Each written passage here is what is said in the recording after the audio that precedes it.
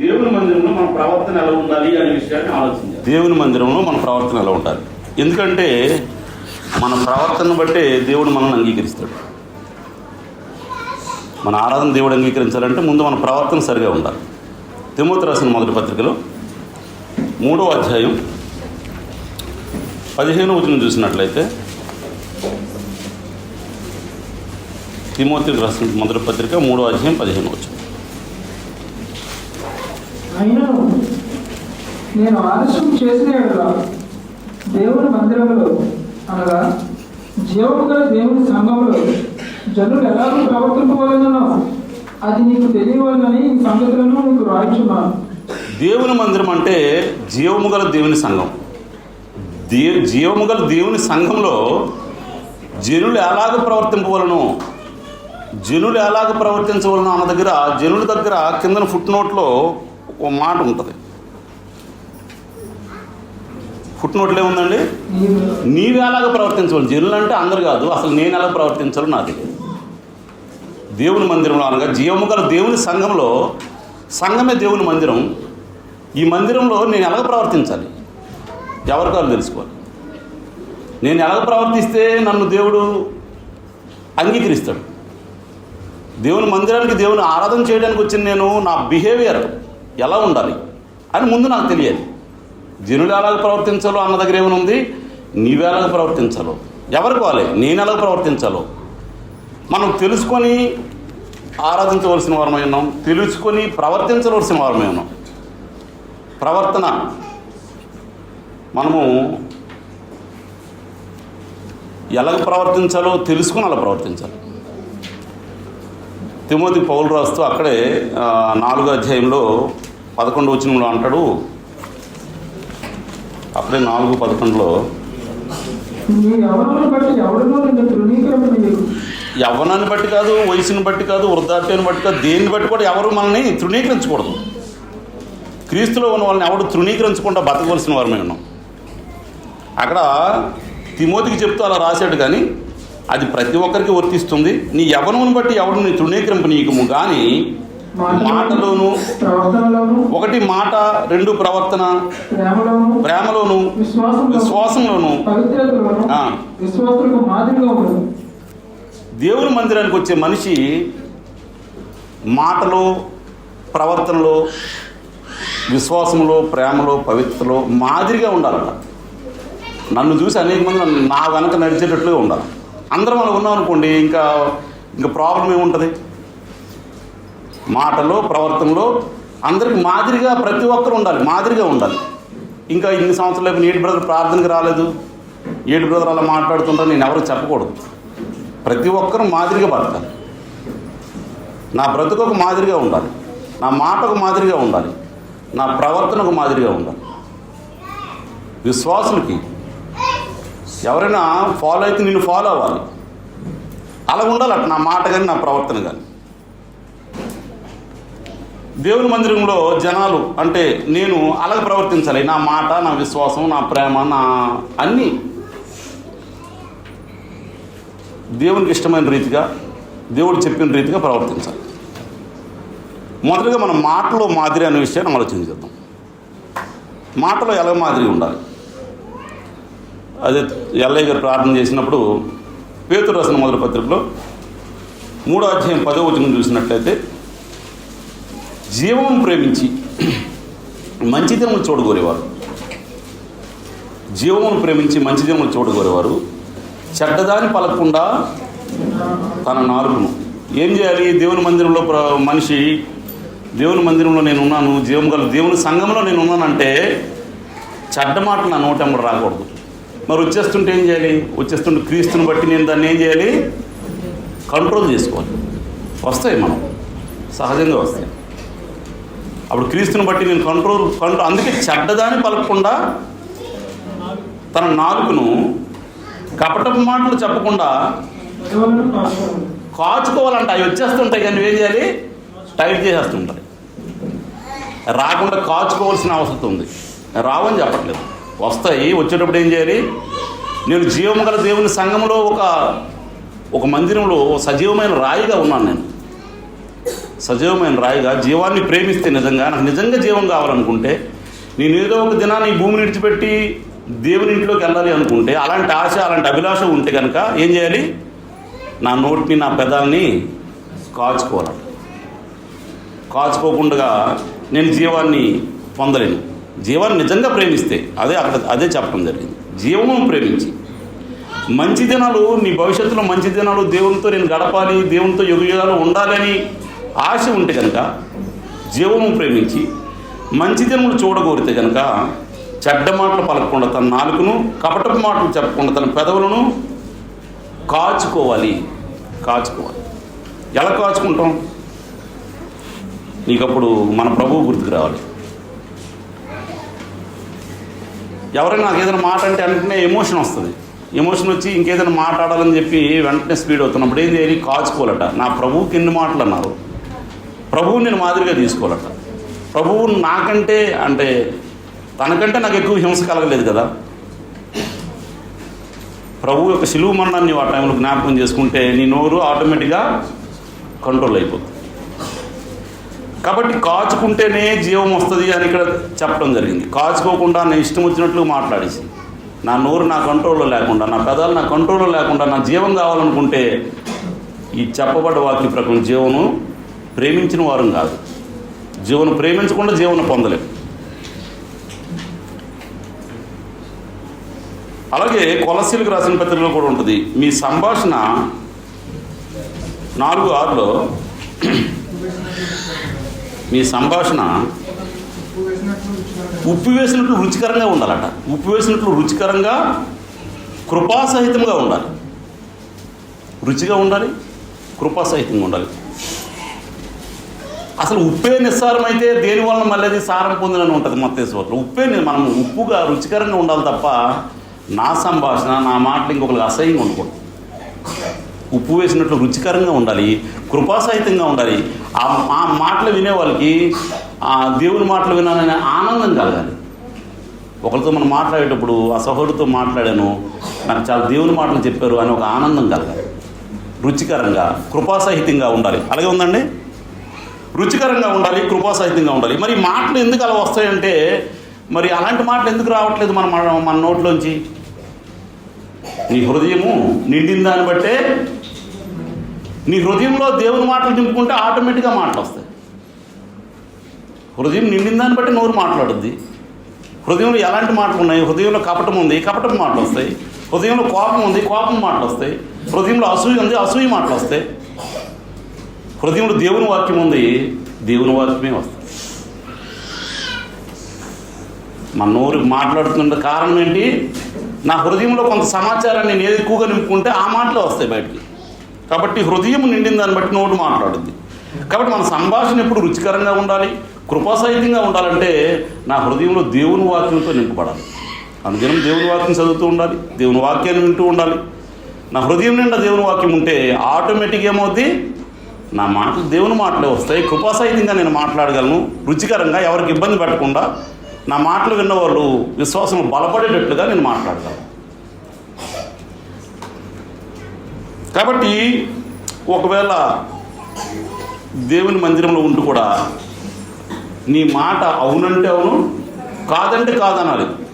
రివర్స్గా ఉండకూడదు. అవునంటే కాదన్నట్లుగా, కాదంటే అవునన్నట్లుగా ఉండకూడదు. ఆ సహోదరుడు ఇస్తానన్నాడంటే ఇస్తాడండి, వస్తానన్నాడంటే వస్తాడు, అంతే. ఇంక దానిలో తేడాలు ఉండకూడదు. వస్తానన్నానంటే వచ్చేవరకు గ్యారెంటీ లేదు, ఇస్తానంటే ఇచ్చేవరకు గ్యారెంటీ లేదు. ఏది ఒక నా మాటకి ఎదుటి మనిషి ఇక్కడ ఉండే వాళ్ళకి కూడా నమ్మకం లేదనుకోండి, దానివల్ల ఏమైనా ప్రమాదం ఉందంటే చాలా పెద్ద ప్రమాదం ఉంది. నీ మాట అవునంటే అవును, కాదంటే కాదని ఉండాలి తప్ప నీ మాట ప్రమాణాలు ఏమి అక్కర్లేదండి. నువ్వు మాట అన్నావంటే వస్తానన్నాడు, వస్తావు, అంతే. ఖచ్చితంగా వస్తాడు బ్రదరు అని చెప్పాడు కాబట్టి వస్తాడు, అంతే. ఆయన మన ఇంటికి వస్తానని చెప్పాడా, వస్తాడు, అంతే. వాళ్ళు లేట్ అయితే చెప్తారు, ఒక అరగంట గంట లేట్ అవుతుంది బ్రదర్ వాళ్ళు ఫోన్ చేసి ఇన్ఫామ్ చేయాలి. దేవుని అరగని వాడిలాగా చెప్పేసాం ఫోన్లో, ఇంకా అది మనకు పనికిరాదు. నీ మాట అవునంటే అవును, కాదంటే కాదు.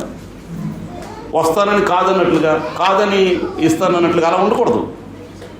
నువ్వు ఒక సరైన నిర్ణయం తీసుకుని మాట్లాడాలి.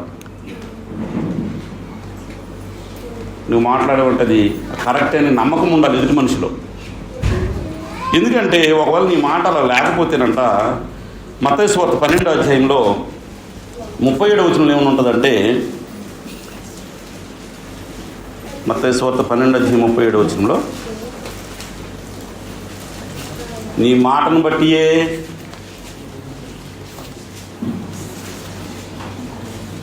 మీ మాటలను బట్టి ఒక మాట అంత ఇంపార్టెంటా అంటే చాలా ఇంపార్టెంట్ అట. చదవండి బ్రదర్. నీ మాటలను బట్టి నీతిమంతుడైన తీర్పునందుకు, నీ మాటలను బట్టి అపరాధమనే తీర్పునందుకు. అంటే నువ్వు వాడే మాటలు బట్టి నువ్వు నీతిమంతుడువా అపరాధవా తెలిసిపోద్దంట. తీర్పు ఉంటుందట. ఊరికి మన మాటలు గాలిలో కలిసిపో. మనం ఆడే మాటలను బట్టి మనకు తీర్పు జరుగుద్ది. నువ్వు వాడిన మాటలు బట్టి నీతిమంతుడు అవ్వచ్చు, నువ్వు వాడిన మాటలు బట్టివే అపరాధి కూడా అవ్వచ్చు. అపరాధం అంటే దోషి అవ్వచ్చు. అంటే మాటలు ఎలా పడితే అలా ఆడకూడదు అనమాట. దానికి ఆ మాటలకు ఒక దినాలు తీర్పు ఉంటుంది. నీ వాడే మాటలు బట్టి నీతిమంతుడు అవ్వచ్చు, నీ వాడే మాటలు బట్టి అపరాధి అవ్వచ్చు. కాబట్టి నేను మాటలు ఎలా పడితే అలాగా మాట్లాడేయకూడదు, ఏది పడితే అది మాట్లాడేయకూడదు. హృదయంలో దేవుని వాక్యం ఉంటే నేను ఏం మాట్లాడాలో అదే మాట్లాడతాను, ఏం చూడాలో అదే చూస్తాను, ఏది వినాలో అదే వింటాను. ఏది పడితే అది వినకూడదు. ఎవరో సహోదరులు లేదో చెప్పారు, అన్నీ వినకూడదు. నేను నా జ్ఞానేంద్రియాలను సాధకం చేసుకోవాలి. ఏది వినాలో అదే వినాలి, ఏది చూడాలో అదే చూడాలి, ఏది మాట్లాడాలో అదే మాట్లాడాలి, ఎక్కడికి వెళ్ళాలో అక్కడికే వెళ్ళాలి. అన్నిటి యందు నాకు స్వాతంత్రం కలదు, కానీ అన్నీ చేయదగినవి కాదు. నాకు స్వాతంత్రం ఉంది, ఎక్కడికి వెళ్ళిన ఎవరు వద్దనరు. కానీ అది నేను క్రీస్తులో ఉన్నాను, దేవుని రాజ్యంలో ఉన్నాను కాబట్టి అవి చేయదగినవి కాదు. అన్నిటి యందు నాకు స్వాతంత్రం ఉంది కాబట్టి నేను దేవుని మందిరంలో అనగా జీవం గల దేవుని సంఘంలో ఒక సజీవమైన రాయిగా ఎలా బ్రతకాలో, సంఘంలో ఎలా బ్రతకాలో, నా కుటుంబంలో ఎలా బ్రతకాలో అది తెలుసుకుని బ్రతకవలసిన వరమే ఉన్నాం. అది తెలియాలి. ముందు నాకు తెలియాలి నేను ఎలా బ్రతకాలో, ఎలా ప్రవర్తించాలో, ఎలా మాట్లాడాలో. అది నాకు తెలియాల్సిన అవసరం. తెలుసుకోకుండా మనం ప్రవర్తించలేము. కాబట్టి నేను దేవుని మందిరంలో ఎలా బ్రతకాలో నాకు తెలియాలి. కాబట్టి మాట తప్పని వాడు అంటారు. యాకోబు పత్రికలో 3వ అధ్యాయం 2వ వచనంలో ఏమంటాడంటే, మాట తప్పకుండా ఉండడం అంటే చాలా కష్టతరమైన పని అండి. ఒక మాట నిలబెట్టుకోవడం అంటే చాలా కష్టం. ఫర్ ఎగ్జాంపుల్ వస్తానని రాలేకపోయినట్టు ఏదో పని ఉంటుంది. ఆ మాట ఇచ్చిన తర్వాత ఈ పనిని అడ్జస్ట్ చేసుకుంటూ అక్కడికి వెళ్ళగలగాలి. అంటే నా శరీరం నా కంట్రోల్లో ఉండాలి. వస్తానని చెప్పాను 4 గంటలకి పడుకున్నాడు, నిద్రపోయాడు. లేచేసరికి 5:30 అయిపోయింది. నేను మాట ఇచ్చాను కదంటే ఆ టైం నిద్ర రాదు. కాబట్టి నా శరీరము నా కంట్రోల్లో ఉండాలి. యాకోబు పత్రికలో 3వ అధ్యాయం 2వ వచనం చూసినట్లయితే, అనేక విషయాల్లో అనేక విషయాలు తప్పిపోతున్నాం. ఎవడైనా మాట యందు తప్పని ఎడల తప్పకుండా వాడు మాట నెరవేర్చేవాడైతే అట్టివాడు లోపము లేనివాడు అంట. మాట తప్పిపోవడం అంటే చాలా మనకి ఎక్కువ పొరపాట్లు మన మాట వల్లనే జరుగుతుంటాయి. మన మాటలోనే ఎక్కువ పొరపాట్లు జరుగుతుంటాయి. ఏదో మాట అనేస్తుంటాం, ఏదో మాట ఇచ్చేస్తుంటాం, కోపం వచ్చినప్పుడు ఏవో మాటలు అనేస్తుంటాం. కాబట్టి మాట తప్పని వాడంట లోపము లేని వాడై తన సర్వ శరీరమును స్వాధీనపరచుకున్న శక్తి గలవాడట. అసలు నా శరీరాన్ని నేను స్వాధీనంలో ఉంచుకుంటే నేను నా మాట ప్రకారం బతకగలను. నా శరీరం నా స్వాధీనంలో లేకపోతే నేను మాట ఇచ్చినా ఇంకా అసలు నా మాటకి నా పనులకి పొంతన ఉండదు. హృదయ శుద్ధి గలవారు ధన్యులు. హృదయం శుద్ధిగా ఉండాలంటే ఇంకా అన్ని రకాల ఆలోచనలు నా హృదయంలో పెట్టుకోకూడదు. ఒక దేవుని సంబంధిగా దేవుని మందిరంలో నేను ఎలా దానికోసం ఆలోచన చేయాలి. నా హృదయ ధ్యానము, నా నోటి మాట, నేను చేసే పనులు ఏకమై ఉండాలి, ఒకలాగా ఉండాలి. ఇక్కడ ఒకటి ఆలోచన చేసి ఇక్కడ ఒకటి చెప్పి ఇంకొకటి చేయకూడదు. త్రికరణ శుద్ధి ఉండాలి. త్రికరణ శుద్ధి కలిగి మనం బ్రతకాలి. కాబట్టి మాట తప్పని వాడు లోపము లేని వాడై తన సర్వ శరీరమును స్వాధీనపరచుకోగల శక్తి గలవాడు. అంత శక్తి ఉంటే తప్ప నీ మాట తప్పకుండా బ్రతకలేమాట. నా శరీరం నా కంట్రోల్లో ఉండాలి. నేను మాట ఇచ్చాను కదా, ఆ మాట ప్రకారం నేను బ్రతకాలి, ఆ మాట ప్రకారం నెరవేర్చాలి. ఏదైనా మాట ఇచ్చి లేదని మాట ఇవ్వటం మానేయాలి. కాబట్టి మాట ఇవ్వటం అది నెరవేర్చడం అంటే అంత ఈజీ కాదట. మాట తప్పకుండా ఉన్నాడంటే లోపం లేనివాడే తన శరీరాన్ని తన కంట్రోల్లో ఉంచుకున్నాడు అంటున్నాడు. కాబట్టి మనం మాటే కదా అని చాలా సింపుల్గా తీసుకుంటాం. కాబట్టి మాటలో మనం మాదిరిగా బతకాలి. యాకోబు పత్రికలో 3వ అధ్యాయము 6 నుంచి 8 వచనాలు చూసినట్లయితే, నాలుకంట అగ్నట, అగ్నేనండి నాలుక. ఏదైనా చేయగలదు నాలుక. ఎన్నిళ్ళని తగలబెట్టగలదు, లేకపోతే ఎంతమందిని శాంతి చేయగలదు. దేశాల మధ్యలో శాంతి చర్చలు జరుగుతాయి. చర్చలు అంటే ఏంటండి? మాటలే. ఆ దేశాలు పోరాటం చేస్తుంటే, యుద్ధం చేస్తుంటే ఆ మాటలతో వాళ్ళకి ఒప్పించి ఈ కలిసేటట్లుగా, యుద్ధం ఆగేటట్టుగా చేయొచ్చు. లేదంటే 2 మాటలు ఇసిరి ఇంకా యుద్ధం పెరిగేటట్లుగా చేయొచ్చు. ఇంట్లోనైనా సరే, ఇంట్లో ఉన్న సభ్యుల మధ్యనైనా సరే. నాలుక అగ్ని అంట. నాలుక అగ్నియే. నాలుక మన అవయవంలో ఉంచబడిన పాప ప్రపంచమై, మన నాలుగు మన శరీరంలో ఉంచబడిన పాప ప్రపంచమై సర్వ శరీరములకు మాలిన్యం కలుగజేయచ్చు. ప్రకృతి చక్రంలో చిచ్చుపెట్టడు. ప్రకృతి చక్రానికి చిచ్చు పెడుతుందట. కాబట్టి ఇక్కడ ఇంకో మాట అంటున్నాడు, ప్రతి జాతియు నరజాతి చేత సాధకము కాజాలను సాధు ఆయన కానీ ఏ నరుడును తన నాలుకను సాధు చేయ నేరడు. అది మరణకరమైన విషముతో నిండింది. అది నిరర్గలమైన దుష్టత్వమే. ఈ మాటలతోనంట ఇది విషముతో నిండిన దుష్టత్వం అంట. ఒకరు మాట్లాడితే కొంపలు కుల్లేరైపోతాయి. కొంపలు ఎందుకంటే వాళ్ళు ఏదో మాట్లాడతారు, ఆ మాటలు చెప్తారు, ఈ మాటలు ఒకరు వింటారు. విన్న తర్వాత ఆ కుటుంబాలు విచ్ఛిన్నమైపోతాయి, సంసారాలు విచ్ఛిన్నమైపోతాయి. కాబట్టి ఇక్కడ ఏమంటున్నాడంటే, నాలుగుని అది విషంతో నిండింది, నిరర్గలమైన దుష్టత్వం అన్నది. కాబట్టి నాలుగును సాధు చేయడం అంటే చాలా సింపుల్ థింగ్ కాదు, సాధారణమైన విషయం కాదు. తన నాలుగును ఒక మనిషి స్వాధీనం చేసుకున్నాడంటే వాడంట శక్తి గలవాడట, లోపం లేని వాడట. లోపం లేకుండా తన మాట ప్రకారం నిలబడాడంటే వాడు శక్తిమంతుడు అని అంటుంది దేవుని వాక్యం. ఒకవేళ నీకు ఆ కంట్రోల్ లేదంటే నువ్వు ఎక్కడ పడితే అది వాగిస్తే అది విషంతో నిండిన దుష్టత్వం అంటున్నాడు. విషంతో నిండిన దుష్టత్వం అంటున్నాడు. కాబట్టి జీవం గల దేవుని ఆరాధించే మనం జీవం పొందేలా ప్రవర్తించాలి. ఇప్పుడు మనం ఇంతవరకు జీవఫలాలు అర్పించాం. అదే నాలుగుతో జీవఫలాలు అర్పించాం. ఇక్కడే యాకోబు పత్రికలో ఒకసారి చూడండి, 19వ వచనం, 19, 18, 3వ అధ్యాయం, యాకోబు పత్రిక 3వ అధ్యాయం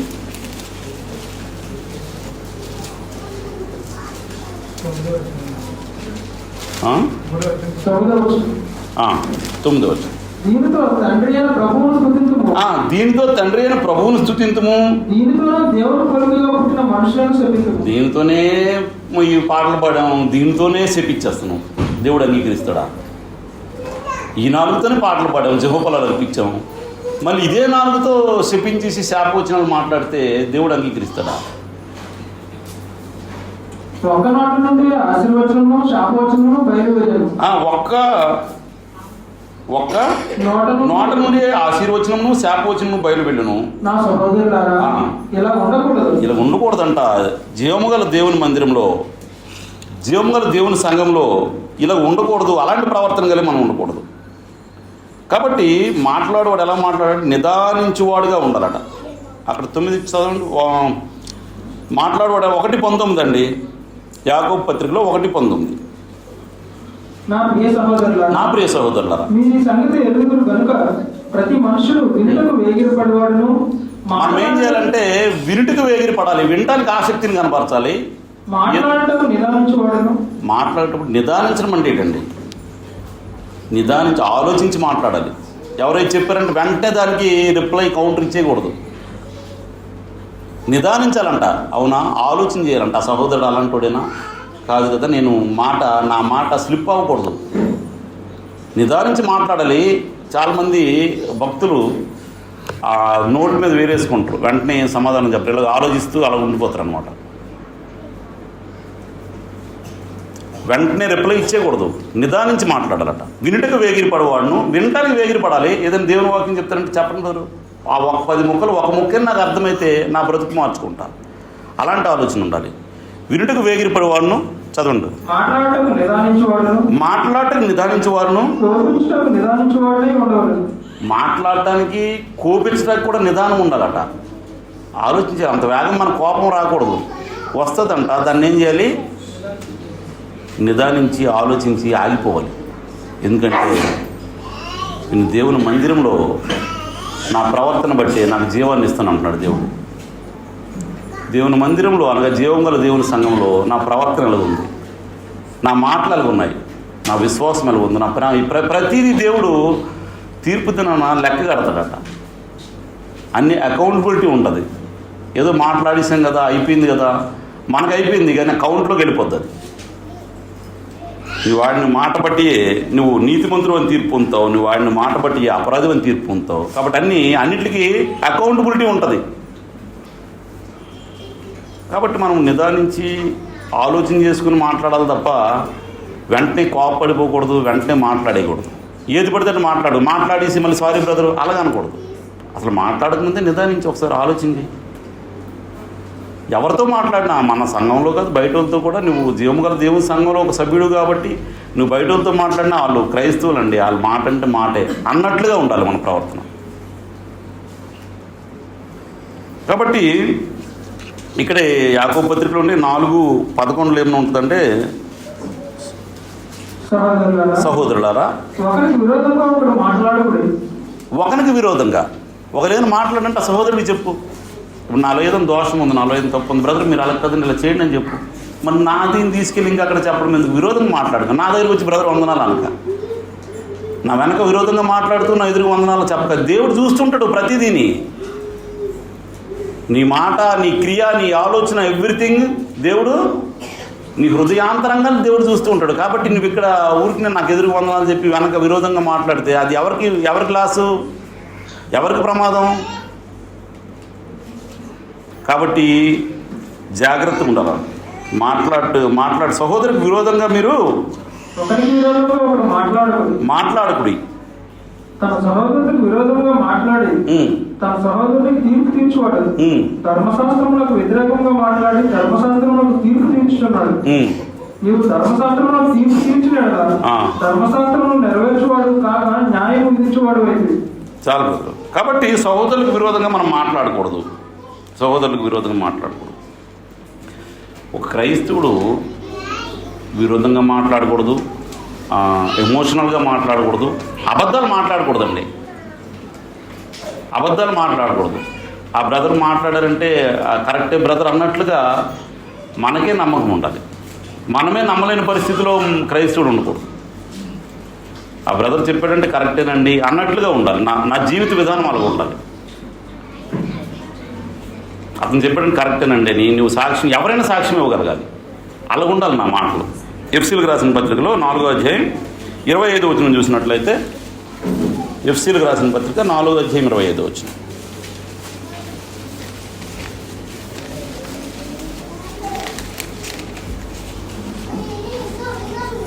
మనం ఒకరికొకరు అవయవంలో ఉన్నాము కనుక మీరు అబద్ధమాడటం మాని ప్రతి వాడును తన పొరుగువానితో సత్యమే మాట్లాడవాలి. ఒకరికొకరు అవయవాలమై ఉన్నామంట. క్రీస్తునందు మనం అందరం అవయవాలమై ఉన్నాం. మనం ఒకరికొకరు అవయవాలమై ఉన్నాం కాబట్టి అబద్ధమాడటం మాని. ఎవరు చెప్పారండి ఇది?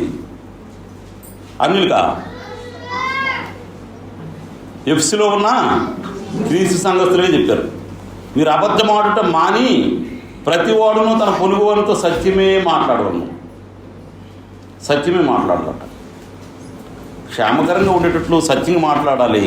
ఒకళ్ళు ఏదైనా చెప్పాలనుకుంటే ప్రేమతో చెప్తే సరిపోద్ది. అది కోపంగా చెప్తే విరోధభావం వస్తుంది. ప్రేమతో చెప్తే సహోదరుడు అంగీకరిస్తే ఇద్దరి మధ్యలో ప్రేమ ఇంకా పెరుగుద్ది. నా లోపం చెప్పడని ఇంకా ప్రేమించడం జరుగుద్ది.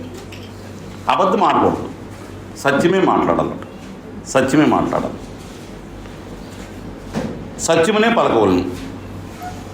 అక్కడ 5:4లో కొద్ది కిందకు వస్తే ఎఫ్సీలకు రాసిన పత్రికలో 5వ అధ్యాయం 4వ వచనంలో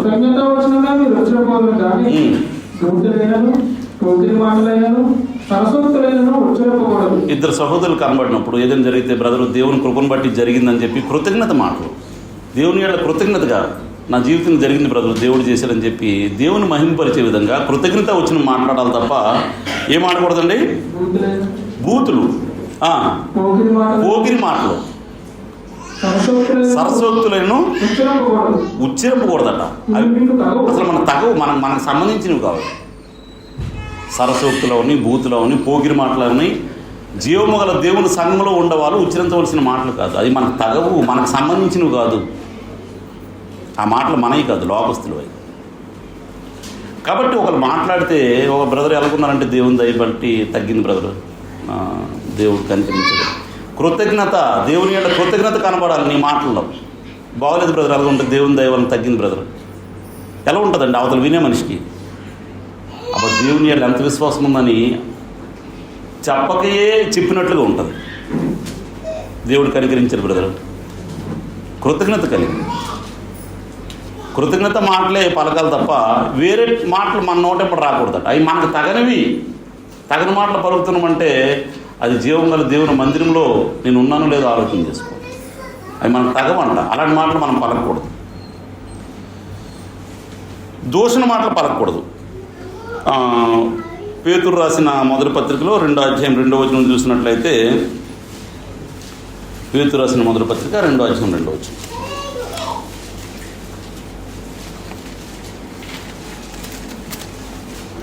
ఈ పత్రికలన్నింటిలో ఒక నిజంగా ప్రభువు దయాళుడని రుచి చూసినట్లయితే నాకు అర్థమైతే సమస్తమైన దుష్టత్వమును, సమస్తమైన కపటమును, వేషధారణ, అసూయ, దూషణ మాటలు మానాలి. ఒక దూషణ మాటలు నీకు అలవాటు అయిపోతే ఏం చేయాలంటే అవి దూషణ మాటలు మానుకోవాల్సిన వారమై ఉన్నాం. ఎందుకంటే మనము ఎవరిని దూషించకూడదు. దూషణ మాటలు మన నోట్లో ఉండకూడదు. ఒకళ్ళు అలవాటు అయిపోతాయండి, ఆ మాటలే వస్తూ ఉంటాయి. కృతజ్ఞత మాటలు రావు, దూషణ మాటలే వస్తూ ఉంటాయి. అది అలవాటు చేసుకోకూడదు, మానేయాలంటే నేను నాలుగు నేను చేయాలి, సాధకం చేయాలి. అలాంటి మాటలు వచ్చినప్పుడు నేను కంట్రోల్ చేసుకుంటూ కృతజ్ఞత మాట్లాడటం నేర్చుకోవాలి. సాధకం చేయకుండా ఆటోమేటిక్గా ఇప్పుడు విన్నామంటే, ఈ లెసన్ విన్నామంటే మనకు వచ్చేవి.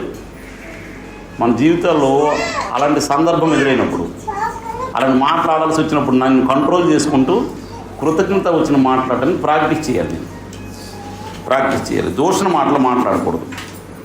ఒకవేళ అలాంటి వాళ్ళు ఎవరైనా మాట్లాడితేనంట అక్కడ 2:15 ఏమైనా ఉంటుందంటే అజ్ఞానంగా మాట్లాడకూడదు. అలా మాట్లాడే వాళ్ళ మూర్ఖుల నోరు మూయట దేవుడు. నువ్వేంటంటే ఎవరైనా అలా మాట్లాడితే వాళ్ళ నోరు మూయచ్చాలంట, అది దేవుని చిత్తమై ఉంది. ఒకవేళ అజ్ఞానంగా ఎవరైనా మాట్లాడి దూషణ మాటలు మాట్లాడితే నీవు దేవుని జ్ఞానంతో వాళ్ళ నోరు మూయచ్చడం దేవుని చిత్తమై ఉంది. కాబట్టి మనం మాట్లాడకూడదు, ఎవరైనా మాట్లాడే వాళ్ళని నోరు మూయచ్చాలి. అదంటే దేవుని ఇష్టం అట. కాబట్టి దేవుడికి ఇష్టడిగా మనము జీవం గల దేవుని సంఘంలో దేవునికి ఇష్టడిగా ఉండాలి. దేవుని చిత్తం ఏమై ఉందో అది నెరవేర్చేవారుగా అయి ఉండాలి. కాబట్టి ఏది పడితే అది మాట్లాడకూడదు, దూషణ మాటలు మాట్లాడకూడదు, అబద్ధాలు మాట్లాడకూడదు. దేవుని మందిరంలో జనులు ఎలాగ ప్రవర్తించాలో, దేవుడితో ఇష్టం ఏమై ఉందో అది నేను నేర్చుకుని అలా ప్రవర్తించాలి. నెక్స్ట్ అక్కడ పేతురు రాసిన 2వ పత్రికలో 2వ అధ్యాయము 18వ వచనం చూసినట్లయితే 18వ వచనం నుంచి కొద్ది ముందు చదువుతాం. పేతురు రాసిన 2వ పత్రిక 2 పేతురు 2:18.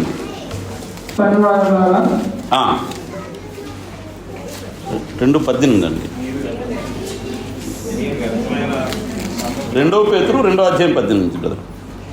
మీరు వ్యర్థమైన డంబపు మాటలు పలుకుచు తామే శరీర సంబంధమైన దురాశలు గలవారై తప్పు మార్గమందు నడుచు వారిలో నుండి అప్పుడే తప్పించుకున్న వారిని పూర్తి చేష్టం చేత మరలు కలుపుచున్నారు. తామే భ్రష్టత్వంలో దాసులైండి అటు వారికి స్వతంత్రం ఇద్దామని చెబుతున్నారు. ఒకరు నీటి వల్ల చేయకపోయినా దానికి దాసులెవరు కదా. డంబపు మాటలు క్రైస్తవులకు తగినవి. డంబపు మాటలకు అలవాటు పడిపోయాడు అనుకోండి, ఆ మాట్లాడటమే అలవాటు అయిపోద్దంట, ఆ మాట్లాడటానికి బానిస అయిపోద్దట. మనకి ఎక్కువ ఉన్నది తగ్గించుకుని మాట్లాడే వాళ్ళు ఉన్నారు, ఏం లేకుండా డంబపు మాటలు పలికే వాళ్ళు ఉన్నారు. అన్ని డంబమే. డంబపు మాటలు క్రైస్తవులకు తగదు. ఒకవేళ డంబపు మాటలు ఎవరైనా పలికితేనంట వాళ్ళు శరీర సంబంధమైన దురాశలు గలవారై తప్పు మార్గం ముందు నడుచువారు నుండి అప్పుడే తప్పించుకున్న వారు పోకిరి చేష్టల చేతన మరల కొల్పబడుచున్నారు. డంబపు మాటలు మాట్లాడేవారు, డంబపు మాటలు వినేవారు కూడా ఏమవుతారంట, తప్పు మార్గంలోకి వెళ్ళే ప్రమాదం ఉంది. చాలామంది ఈరోజు మోసపోతున్నారు. ఎందుకంటే ఎవరో చెప్పి డంబపు మాటల వల్ల మోసపోతున్నారు. ఏముండదు నీకు అంత వస్తుందని ఏదో చెప్తాడు, ఆ మాటలు విని ఈ ఉన్న డబ్బులు తగలెట్టిన వాళ్ళు ఉన్నారు. డంబపు మాటలు మనం చెప్పకూడదు. డంబపు మాటలు చెప్పేవాళ్ళని మనం జ్ఞానంతో వివేచించి అటువారి మాటలు మనము వినకూడదు. డంబపు మాటలు మనకి తగనివి. కాబట్టి వ్యర్థమైన డంబపు మాటలు మాట్లాడకూడదు. అది ఎఫ్సి పత్రికలో కూడా 5వ అధ్యాయంలో ఉంటుందంటే వ్యర్థమైన మాటల వల్ల మిమ్మల్ని ఎవరు మోసపరచనీయకుడి అని ఉంటుంది. ఒకవేళ అలాంటి డంబపు మాటలు వ్యర్థమైన మాటలు మీకు చెప్పి ఆ మాటలు మీరు విన్నారనుకోండి, మీరేమవుతారు? మోసపోతారు. మోసపరచనీయకుడి అంటే జ్ఞానం కలిగి ప్రవర్తించాలి, జ్ఞానంతో ఆలోచన చేయాలి. ఎవరు డంబపు మాటలు చెప్పినప్పుడే అది నిజమే కదని చెప్పి నువ్వు వెంటనే నువ్వు టెంప్ట్ అయిపోకూడదు. ఆలోచన చేయాలి. ఒక మనిషి ఈరోజు మోసపోతున్నాడంటే ఇలాంటి డంబపు మాటలు, మోసకరమైన మాటల వల్లనే మోసపోతున్నాడు. అది అంత వేగం మనం వినకూడదండి. దేవుని సంబంధులుగా మనం ఆలోచన చేయాలి, అది ఎంతవరకు కరెక్ట్. కాబట్టి వ్యర్థమైన మాటల వల్ల మిమ్మల్ని మోసపరచనీయుడని ఉంటుంది. ఎఫ్సి 5:6 చదవక్కర్లేదండి. ఇక్కడ కొలసీలో 2:4 ఏమైనా ఉంటుందంటే, ఎవడైనాను, కొలసి రాసిన పత్రిక 2వ అధ్యాయం 4వ వచనంలో, ఎవడైనా చక్కని మాటల చేత, ఎలాంటి మాటలండి, ఒకడు మోసం చేయాలని మన ఇంటికి వచ్చాడనుకోండి, ఒక అతను నాకు ఒకసారి స్వీట్ పట్టుకుని వచ్చాడు, మంచి స్వీట్, శివరామకృష్ణ ఎప్పుడు రాలేదు మా ఇంటికి. స్వీట్ పట్టుకుని వస్తే ఏంటి అనుకున్నా, లేదండి అలాగే మీకు శుభాకాంక్షలు చెప్తామని వచ్చాను అన్నాడు. ఏంటి శుభాకాంక్షలు ఎప్పుడు రాలేదు అనుకున్నా. నాకు చాలా మంది పరిచయం ఉంది, చాలా సంవత్సరాల నుంచి. వెళ్ళిపోయిన తర్వాత మళ్ళీ ఒక రోజు ఫోన్ చేశాడు. ఫోన్ చేసి అప్పుడు అడుగుతున్నాడు, కొద్దిగా డబ్బులు అవసరం అండి, కొద్దిగా అప్పు ఇప్పించాలి, 10 లక్షలు కావాలన్నాడు. జనవరి 1 ఇచ్చాడు. జనవరి 5వ తేదీన ఎందుకు స్వీట్ తెచ్చాడు చెప్పాడు.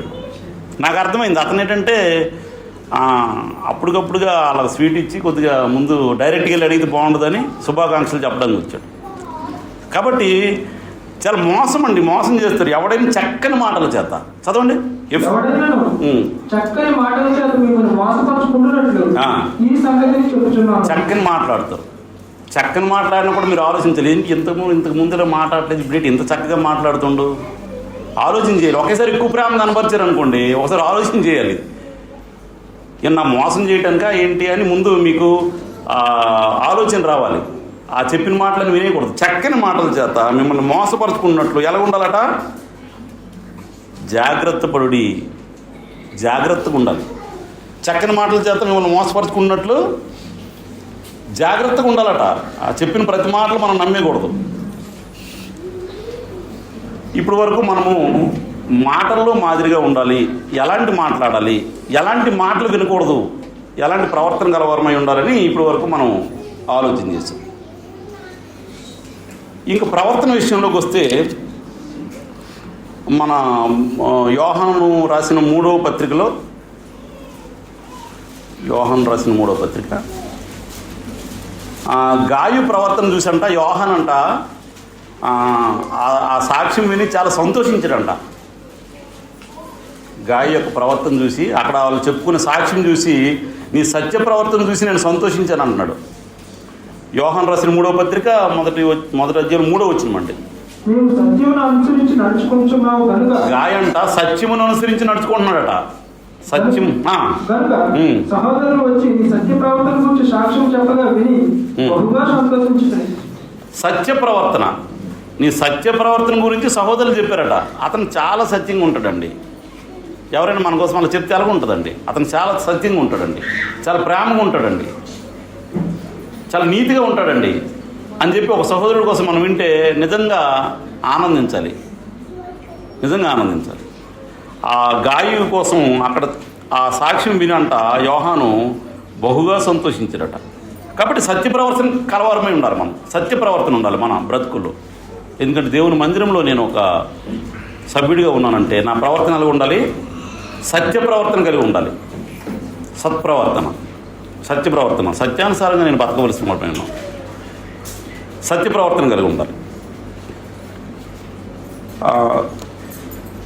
పేతురు రాసిన పత్రికలు ఏమంటాడంటే, స్త్రీలంట మీ పవిత్ర ప్రవర్తన చూసి, మీ పవిత్ర ప్రవర్తన వల్ల మీ భర్తలను రాబట్ట వచ్చిన అంటున్నాడు. ఒక స్త్రీ ఉంది, ఈమె విశ్వాసి, తన భర్త విశ్వాసి. నీ సత్య ప్రవర్తన చూసి, నీలో హానెస్టీ చూసి, నీ విశ్వాసం చూసి, నీ భక్తిని చూసి ఆ భర్త వచ్చేయాలంట.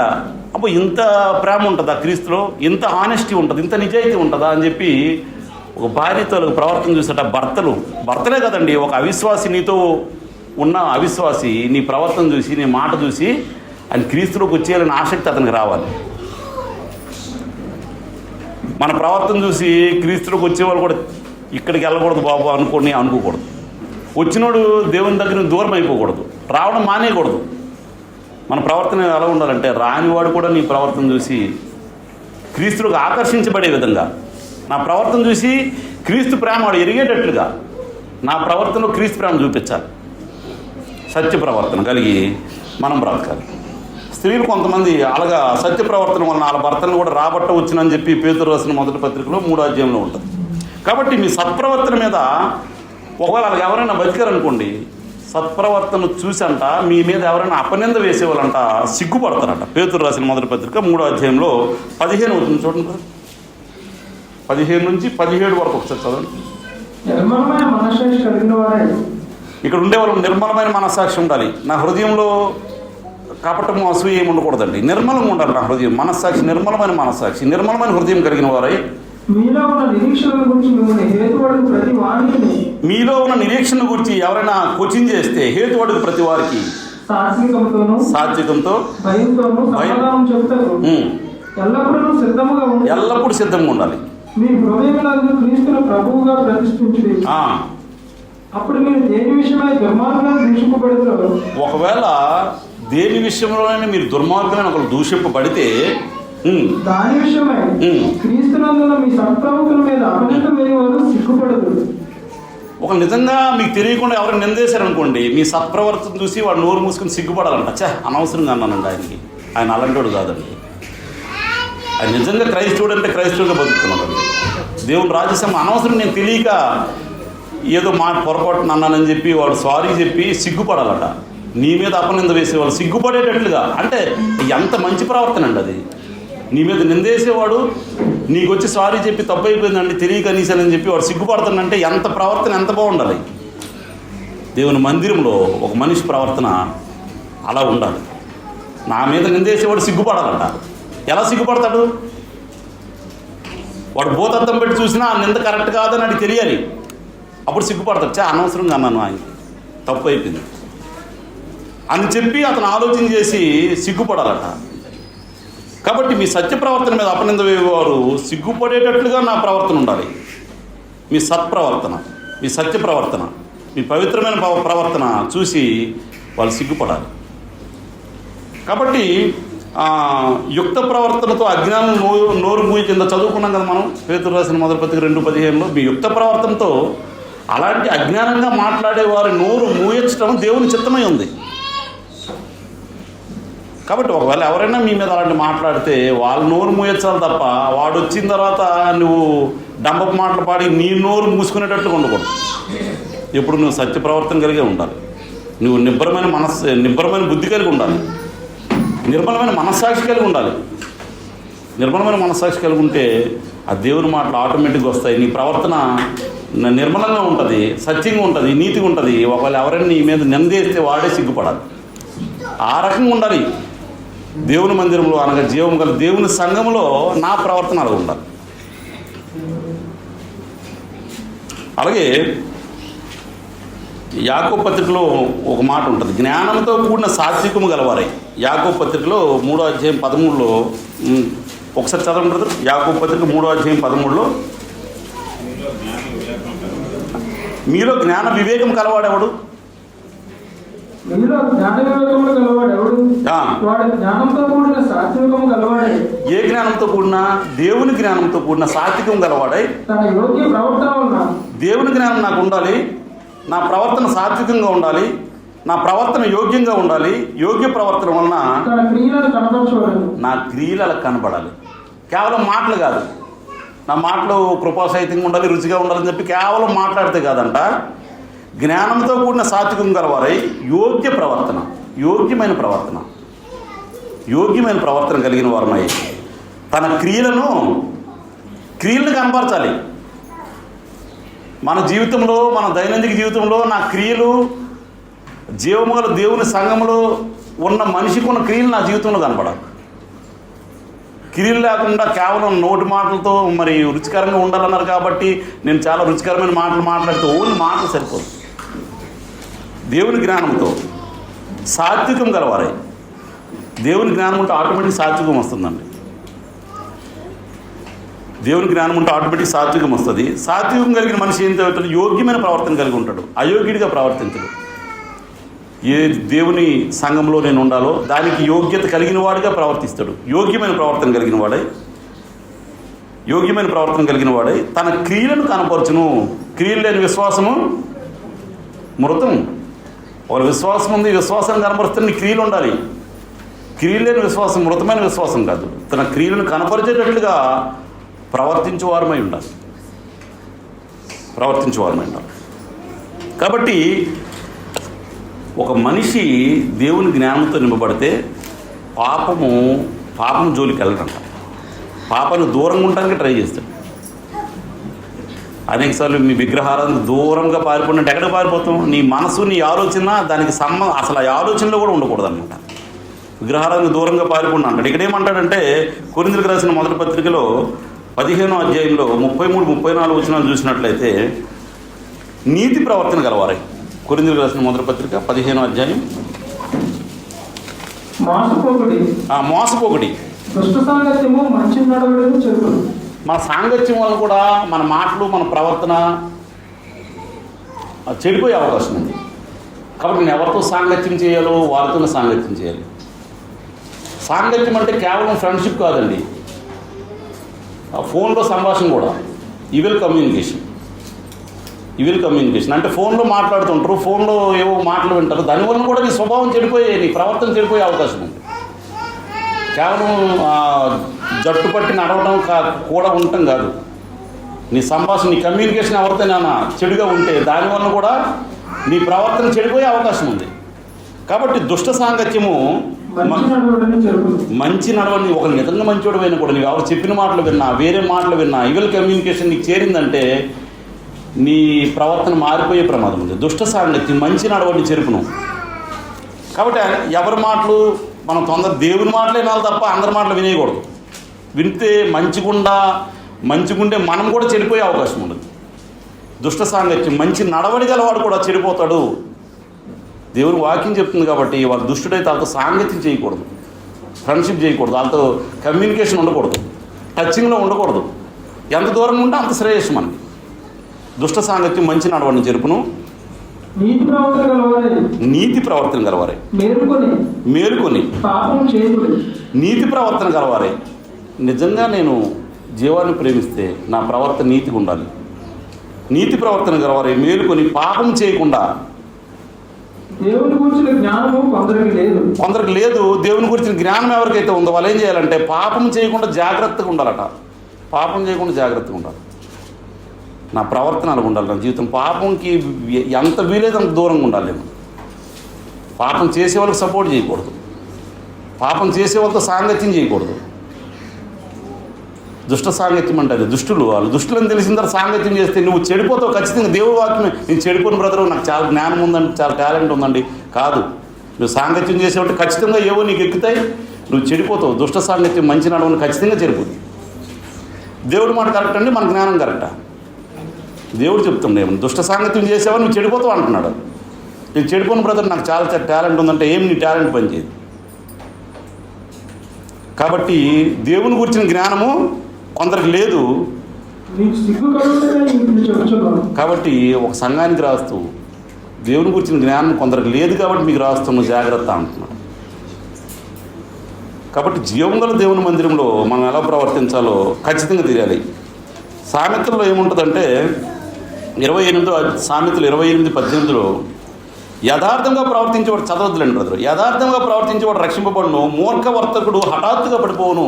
అంటే నాకు ఏం జరగట్లేదు కదా, ఇలా గడిచిపోతుంది కదా అని నేను అనుకుంటే, ఇలా గడిచిపోతుంది కదా, నేను పెద్ద విశ్వాసంగా లేను, పెద్ద భక్తిగా లేను, ఆ జీవంగల సంఘంలో ఎలా ప్రవర్తించాలో నాకు తెలియట్లేదు, అలాగ ప్రవర్తిస్తూ అలా గడిపిస్తుంటేనట ఏమవుతుందంట, యథార్థంగా ప్రవర్తిస్తే రక్షింపబడతాడు. లేదంటేనట మూర్ఖ ప్రవర్తన ఉంటే, మూర్ఖుడు అంటే చెప్పిన మాట వినండి, దేవుని మాటలు కూడా వినడు, దేవుడు మార్చుకోమని చెప్పినా మార్చుకోడు.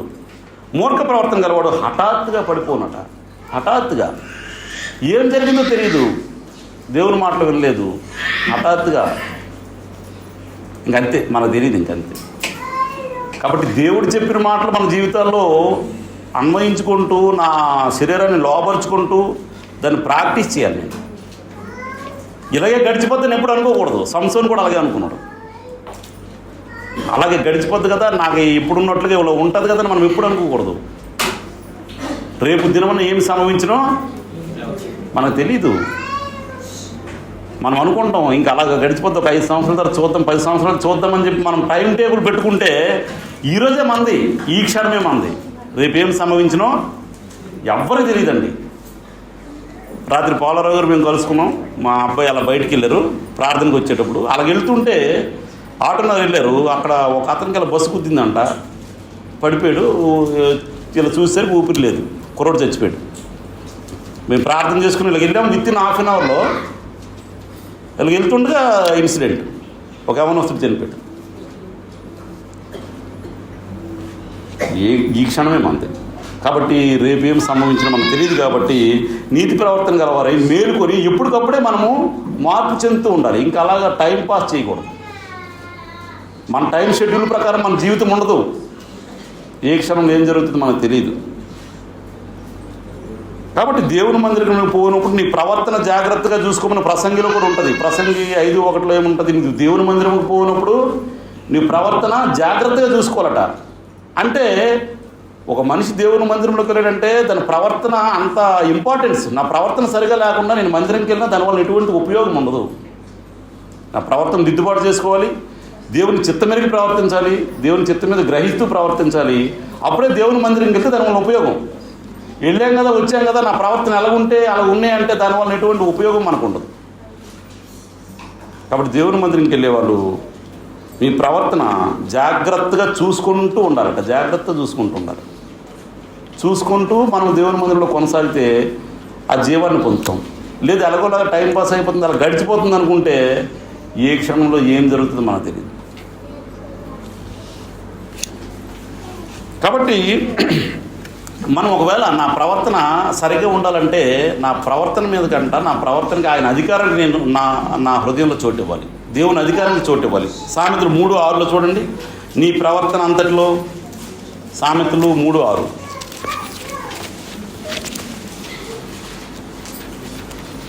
నీ ప్రవర్తన అంతటి యందు ఆయన అధికారములకు ఒప్పుకొను.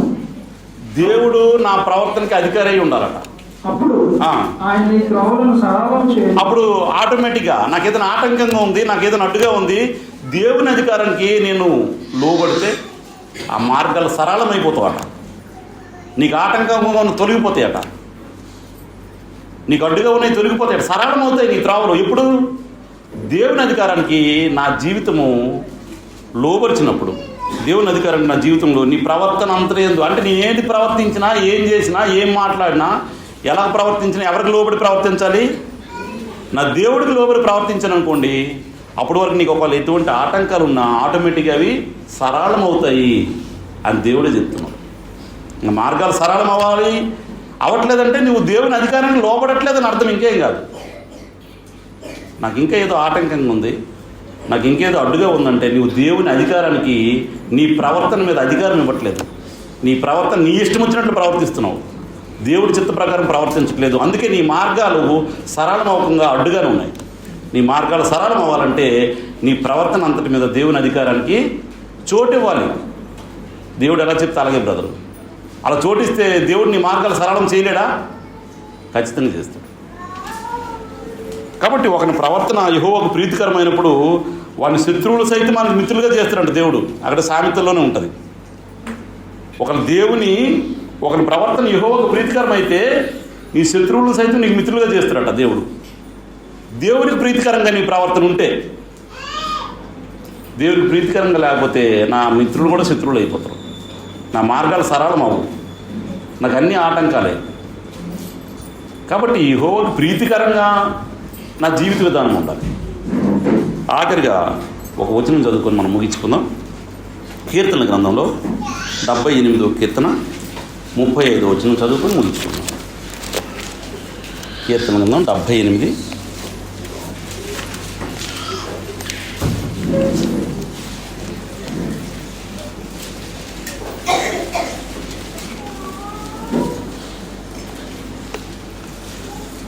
దేవుడు తమకు ఆశ్రయదుర్గమనియు మహోన్నతుడైన దేవుడు తమను విమోచకుడనియు వారు జ్ఞాపకం చేసుకున్నది. అయినను చదవండి బ్రదరు. అయినను దేవుడు కనుక తమకు ఆశ్రయదుర్గమనియు అంటావు నువ్వు, దేవుడు నాకు ఆశ్రయదుర్గమండి, దేవుడేనండి మాకు అంతా అంటావు. మహోన్నతుడైన దేవుడు తమకు విమోచకుడనియు దేవుడే నాకు విమోచకుడని అంటావు. అయినను వారి హృదయం ఆయన ఎడల స్థిరముగా ఉండలేదు. నీ హృదయం స్థిరంగా ఉందా? నిజంగా దేవుడు నీకు విమోచించాడా? దేవుడు నిజంగా నీకు ఆశ్రయదుర్గమేనా? దేవుడి మీద నువ్వు డిపెండ్ అయి ఉన్నావా? నిజంగా దేవుడిని ఆశ్రయించావా? ఆశ్రయించే వాళ్ళ ఉన్నామా? ఆయన నిబంధనను వారు నమ్మకంగా గైకొనలేదు. అంటే దేవుణ్ణి తమ హృదయంలో స్థిరంగా లేదంట, ఆయన నిబంధన నమ్మకం గైకొనలేదంట. దేవుడు ఎలాగ ప్రవర్తించమన్నాడు అలా ప్రవర్తించలేదట. కానీ దేవుడేనండి మాకు అంటారు ఊరికి పెదాలతో. నోటి మాటతో ఆయనను ముఖస్థుతి చేసి తమ నాలుకలతో ఆయన యొద్ద ఓహో అంటే ఊరికినే అంటారనమాట, మాకు దేవుడేనండి రక్షకుడు, మాకు దేవుడేనండి అంటాడంట. కానీ ఏం చేస్తాడంట? నిబంధన గైకోడంట. నీ ప్రవర్తన మీద ఆయన అధికారాన్ని చోటివ్వడంట. ఇవ్వకుండా దేవుడేనండి మాకు అంటాడు. నీ ఇష్టం వచ్చినట్లు ప్రవర్తిస్తాం, మన ఇష్టం వచ్చినట్లు ప్రవర్తిస్తాం, మన ఆలోచన చెప్పిన ప్రవర్తిస్తాం, మన ఆలోచన చెప్పిన మాట్లాడతాం. దేవుడు ఏం మాట్లాడమండో ఏది వద్దండో అది ఆలోచన చెయ్యం. ఆలోచన చేయకుండా ఆయన నిబంధనను వారు నమ్మకంగా గైకొనకుండా నోటి మాటతో వారు ఆయన్ను ముఖస్థుతి చేసిరి, తమ నాలుకలతో ఆయన యొద్ద బొంకిరి. కాబట్టి అలాంటి వాడంట దేవుడు లేడని ఎవరు అనుకుంటారండి? దేవుడు లేడని బుద్ధిహీనులు అనుకుంటారు. వాళ్ళకి వీళ్ళకేమో తేడా ఉందా? దేవుడు ఉన్నాడు అంటాడు కానీ నిబంధన గైకోడు, తమ నాలుగుతో బొంకుతాడు. వాడు దేవుడు లేడు అంటాడు. వీడికాడికి ఏం తేడా ఉందా? ఏం తేడా లేదు.